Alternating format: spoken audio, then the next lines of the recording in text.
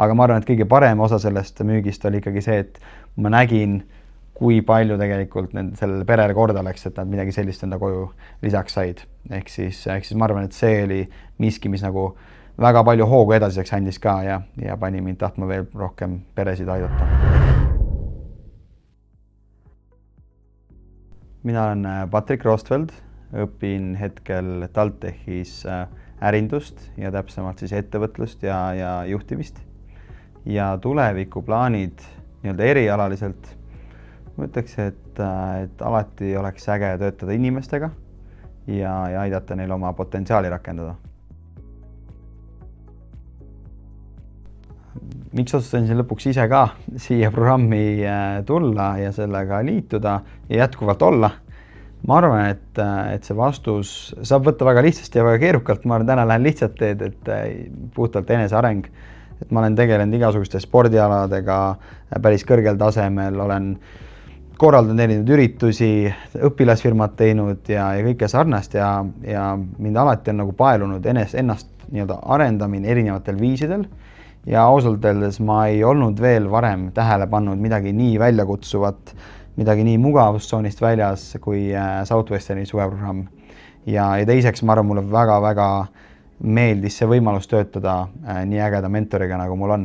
Ehk siis päriselt õppida oma ala professionaalidelt ja õppida just neid oskuseid, mida ma tegelikult ise sooviks endas arendada, just nimelt inimestega suhtlemist ja ka müügioskust, kuna tegelikult üks soovidest või tõenäoliselt väljunditest on mul ikkagi ka ettevõtlus. Ehk siis kindlasti oskused, mida mul on väga pikaks ajaks veel elus vaja.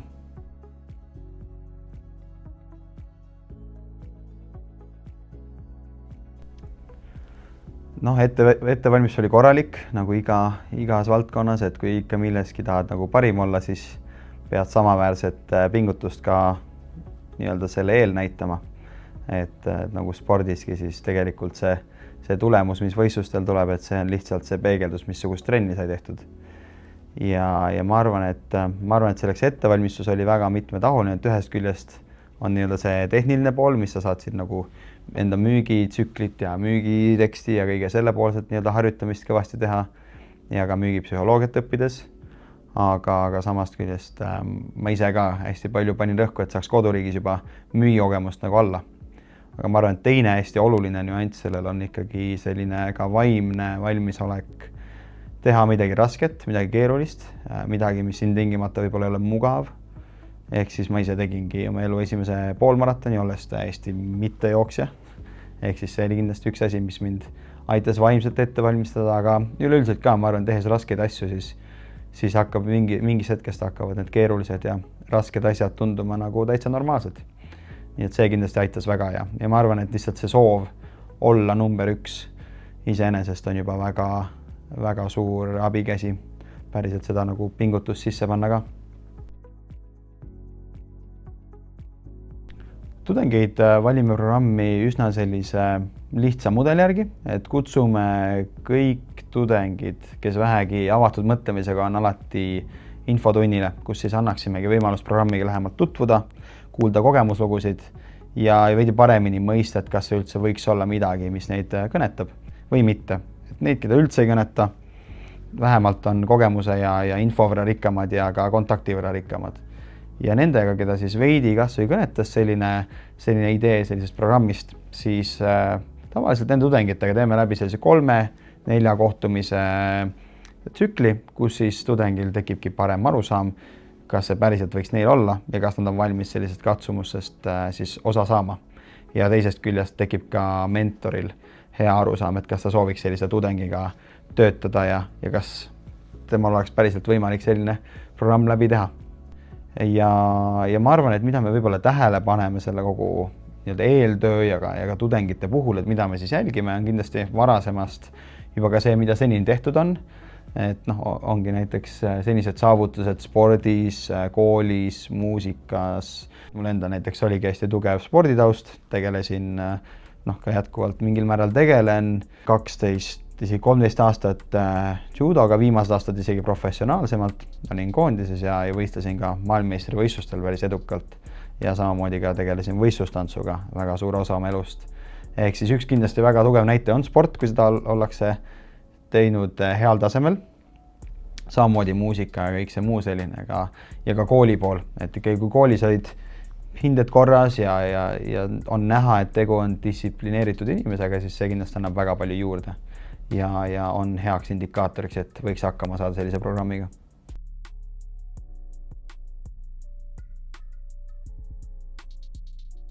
Ettevalmistusprotsess enne siis oma suveprogrammi algust, mida siis tudengid läbima peavad, see hõlmab mitut erinevat külge, et ühest küljest selline tehnilisem pool, et kuidas päriselt kogu see müügiprotsess toimub ja milline on selline üks korralik müügitsükkel ja millised on need reaalsed situatsioonid Ameerika ja ka vastavalt siis Kanada nende peredega, et võimalikult sarnast situatsiooni siin tekitada ja neid läbi harjutada. Ja selle käigus siis ka paremini aru saada, et kuidas müük toimub ja mis see endast kujutab. Teisest küljest ma ütleks, et väga oluline pool sellest on olla valmis päriselt füüsiliselt ja ka vaimselt taluma sellist tugevat ja ka võib-olla väljakutsuvat rutiini. Ehk siis kuna tegu on programmi, kus me vähemalt 12 tundi päevast töötame, siis kindlasti tuleb kasuks, kui juba koduriigis olles on hea selline baas all, kus harjutakse päriselt olema aktiivne ja produktiivne vähemalt 12 tundi päevas.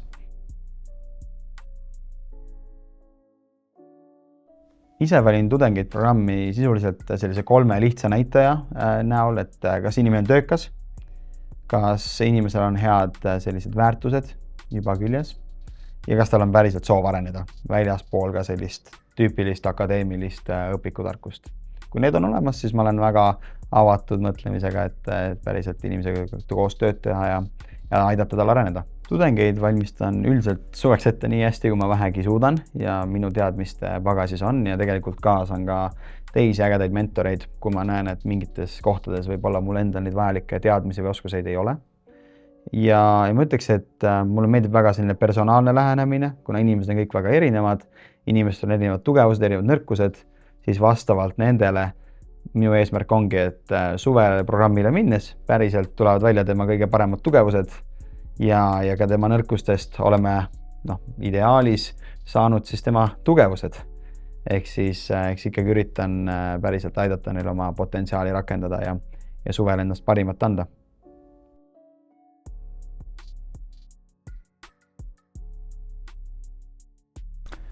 Suvel toetame ja treenime enda tudengeid, keda me siis juhendame igapäevaselt ja nii hommikul ka õhtul on ette nähtud siis sellised mõnusad mentori ja tudengi omavahel siis selline kõne, kus siis hommikul saadakse hea momentum sisse ja head võib-olla sellised fookuspunktid, millele päeval keskenduda, et töö läheks mõnusalt tudinal ja õhtuti siis võtame sellise väikese aja reflektsiooniks, et paremini mõista, et kuidas ja miks miski juhtus ja miks nii läks ja üritame siis järgmine päev siis paremini teha. Ehk siis ma ütleks, et väga äge ongi siin programmis see, et saab sellist väga personaalset ja väga põhjalikku mentorlust ja oma ala tippudelt.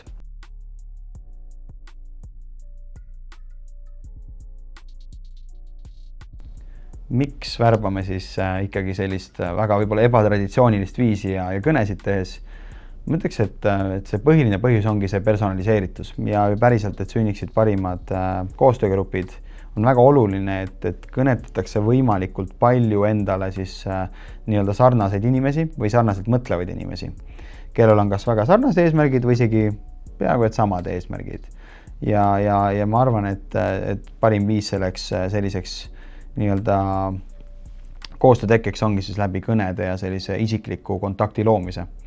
Kuna sellisel viisil saavad alati siis tudengid küsida ka just neid küsimusi, mis neid huvitavad, mitte nii-öelda korduma kippuvaid küsimusi, ehk siis saadakse päriselt vastuseid, millele ise tähelepanu pööratakse ja teisest küljest tekib palju parem arusaam meil kui mentoritel ja juhendajatel, et mis tüüpi inimesega on tegu, mis ta päriselt huvitab ja mida tema sellest programmist tahaks kätte saada.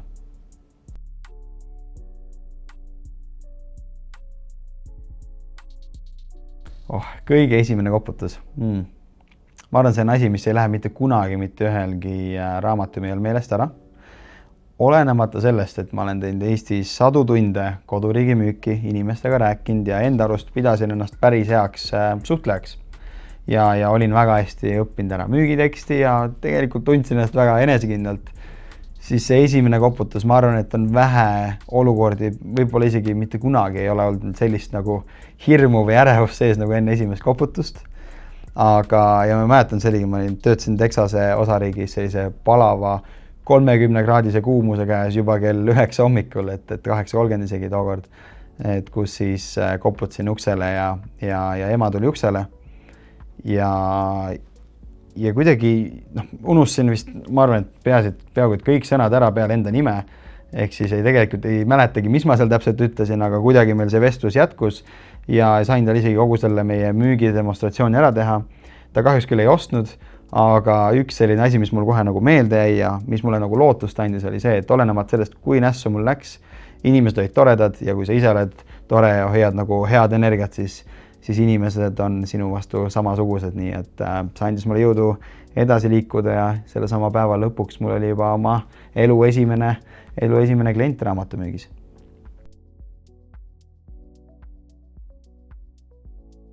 Oma esimene müük, ma ütleks, et see oli midagi väga ootamatut, aga samas väga lahedat, et ma olin juba enam-vähem lootust kaotamas sellel esimesel päeval, et ma arvan, kell oli umbes selline 8 või 8:30 õhtul, kus ma oma rattaga seal San Angelo väikses linnakeses Texases siis otsin veel paari ägedat pere, kellega veel enne koju minekut rääkida ja näengi siis seal vasakut kätt siis sellist lahedat pereisa uuesti toimetamas ja hüüan juba ratta pealt, et üritan tema tähelepanu saada.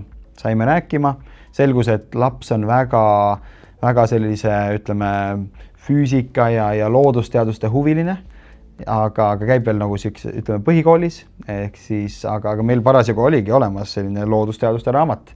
Ja tavaliselt me müüme neid nagu selliste hunnikutena, nagu siin taga näha on, aga tead, tookord mul oli nagu see, et vahet ei ole, las ostab kas või midagigi, müüsin talle ainult selle Science'i raamatu maha ja see oli minu esimeseks müügiks, nii et see oli nagu väga äge ja ma arvan, et see emotsioon oli nagu, ma ikkagi tundsin, et nagu ma olen nagu see vend, kes ikkagi kõik need raamatud siin maha müüb, et see oli väga äge kogemus.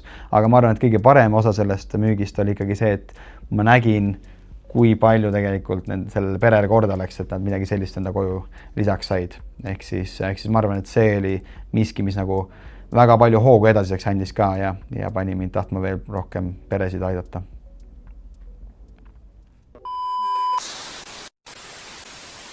Info tuli ära käinud. Okei, teeme uuesti. See on hea see bloopers pärast. Tee mingi outro ka mulle, mingi tšau. Mul see oli küll nagu, mõtlen, mis ma siin nagu teha pean. Äkki ma lihtsalt minema, täiesti vaikselt.